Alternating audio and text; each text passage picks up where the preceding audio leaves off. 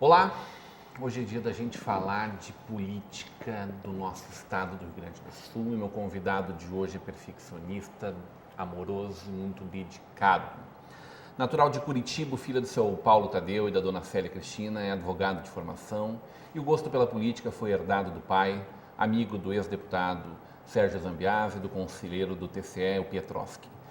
Em 1999, filiou-se ao PTB, em 2004 foi eleito vereador em Porto Alegre. O tio da Giovanna e do Pedro tem uma trajetória importante na política, tendo sido reeleito para o segundo mandato com 15.454 votos, a maior de todas as votações. Em 2014, foi eleito deputado estadual e no último pleito concorreu a prefeito, ficando em quarto lugar com quase 100 mil votos. Hoje teremos uma conversa de peso com Maurício Zedrický.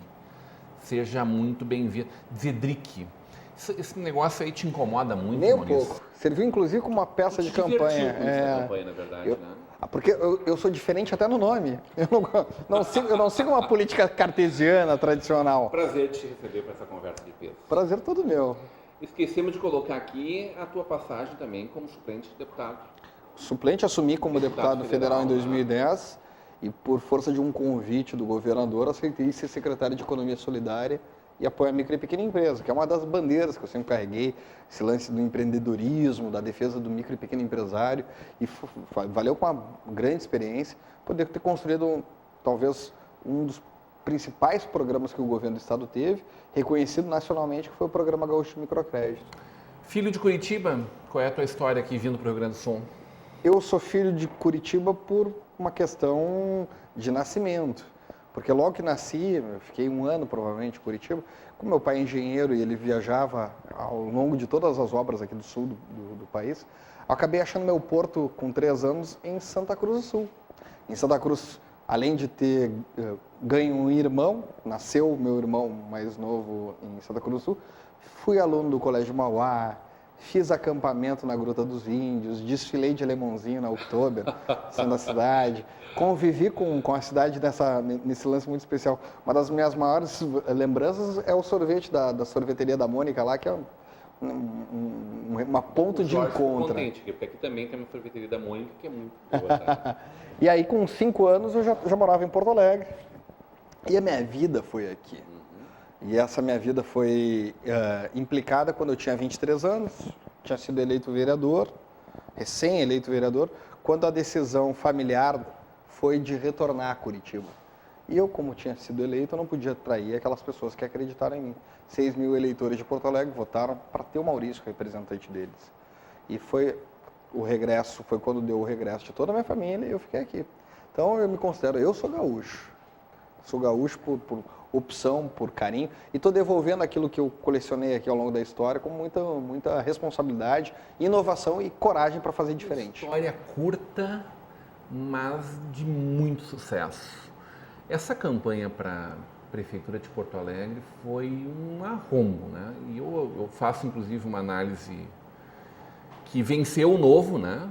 Sim. O Marquesan, que, bom, tem uma trajetória política de muitos anos, de família já, do pai, deputado, quase governador do Rio Grande do Sul, né?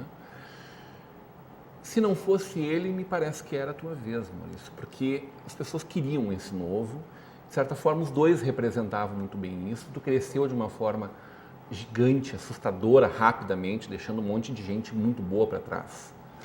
Estava previsto isso no script? Estava previsto ganhar a eleição. Em primeiro lugar, estava previsto ganhar a eleição. Acho que o nosso maior inimigo, o nosso maior adversário não foram os competidores, os players da Prefeitura de Porto Alegre, mas sim as pesquisas eleitorais, que elas são absurdamente tendenciosas.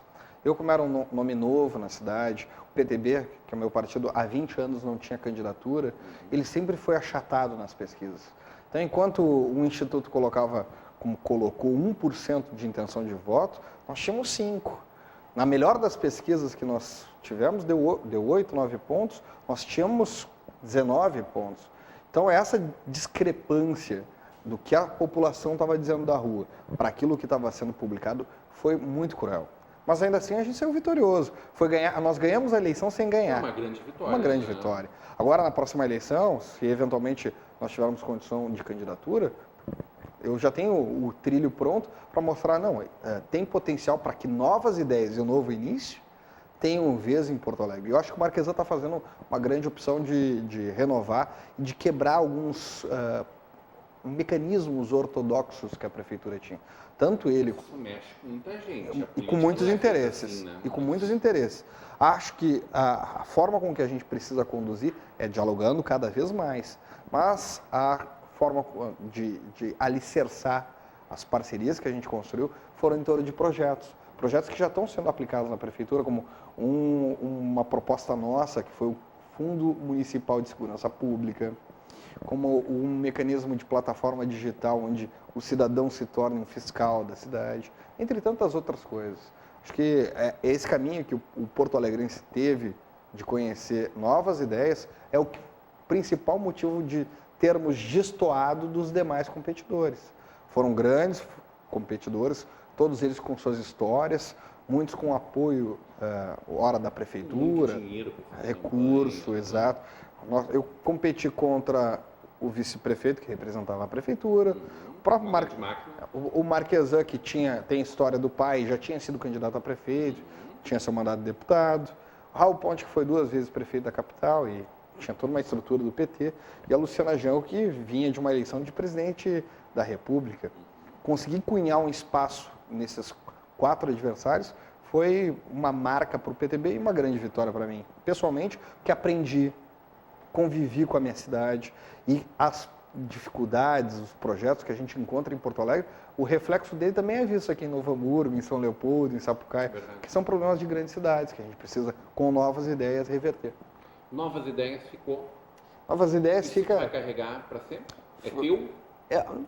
É um espírito, é um estado de espírito. Buscar novas ideias para não aceitar a resposta tradicional. Isso não dá, sabe?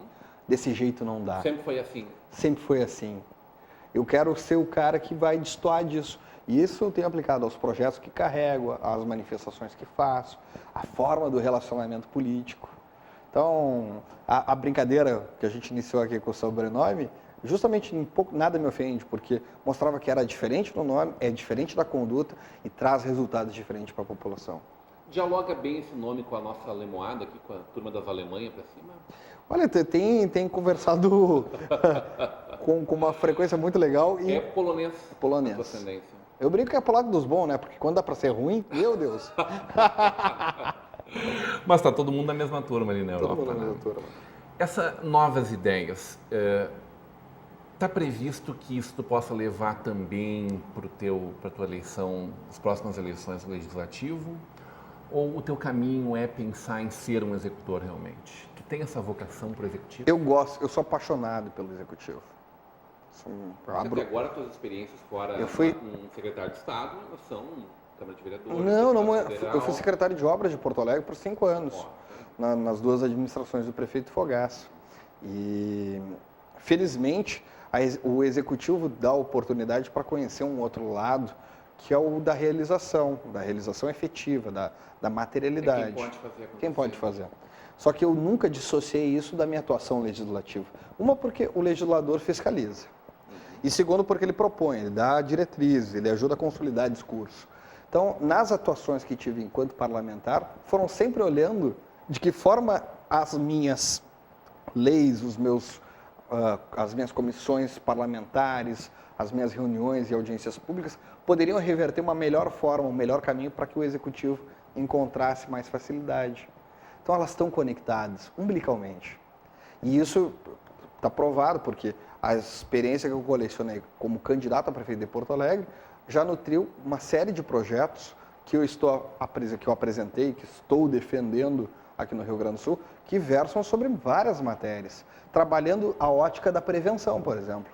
É um caso do projeto que eu tenho defendido com muito carinho, que envolve criança e envolve adolescente. Quer saber esse projeto, esse pro obeso, gente? Vamos conversar sobre isso antes.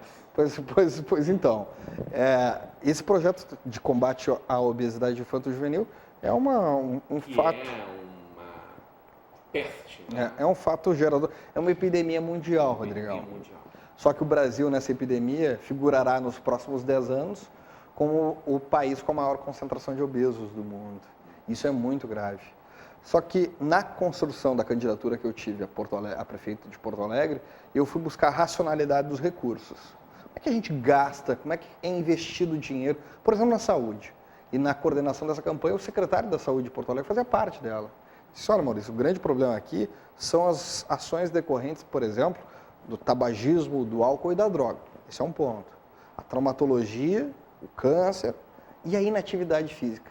E aí, quando ele falou sobre a inatividade física, veio a consequência dela. A obesidade, o sobrepeso e as doenças correlatas. A cardiopatia, o problema do coração, o diabetes e a hipertensão. E essas doenças, elas são rotineiras, elas têm uma frequência na vida das pessoas. Custa muito dinheiro. E aí foi quando eu pensei o seguinte, não, a gente não pode trazer aqui uma campanha que define novas ideias e trabalhar como todos fazem, com a ortodoxia de comprar leite, comprar leite, comprar leite. Eu quero trabalhar na prevenção. Com isso, a Organização Mundial de Saúde estabelece que para cada dólar investido em prevenção, tu tem uma economia de 4 dólares em reação. Então é lógico que a gente deve, quando pensar em recurso público, ver como é que a gente minimiza o gasto para poder diversificar isso em investimentos em outras áreas no futuro. Foi quando eu criei o projeto que tramita na Assembleia. Em breve nós estaremos votando e estaremos criando a Comissão de Combate à Obesidade Infanto-Juvenil para produzir material didático para que mães, pais e professores possam melhor qualificar a vida dos seus filhos. E o projeto consiste em uma simples tese, um simples diagnóstico. Os 12 anos onde o aluno faz parte da rede escolar, onde ele é tido por escolar, ele vai ter o acompanhamento e as medidas antropométricas gravadas, a relação peso e altura e a circunferência abdominal, para que a Coordenadoria Regional de Saúde, para que a Coordenadoria Regional de Educação, para que a Prefeitura, para que o Governo do Estado possam identificar onde há maior taxa de sobrepeso, onde há maior taxa de obesidade, onde o aluno segue por uma condição abaixo do peso, que é preocupante também, e que a gente possa atuar com a merenda escolar, com a educação, com a leitura, com a noção de poder entender um rótulo de um refresco, de um refrigerante. A gente compra um suco no mercado, vai parar num posto, acha que está fazendo uma grande coisa, não está tomando suco, está tomando néctar. Quando muitas vezes tem apenas 5% de suco natural, e o resto é açúcar, gente.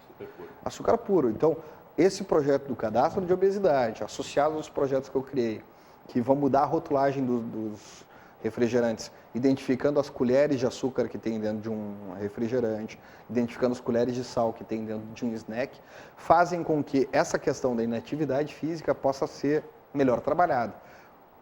Principalmente porque a criança e o adolescente, e hoje, na verdade, está corriqueiro para todas as faixas etárias, a gente está gastando muito tempo de tela, muito tempo na frente do smartphone, muito à frente do computador, da televisão.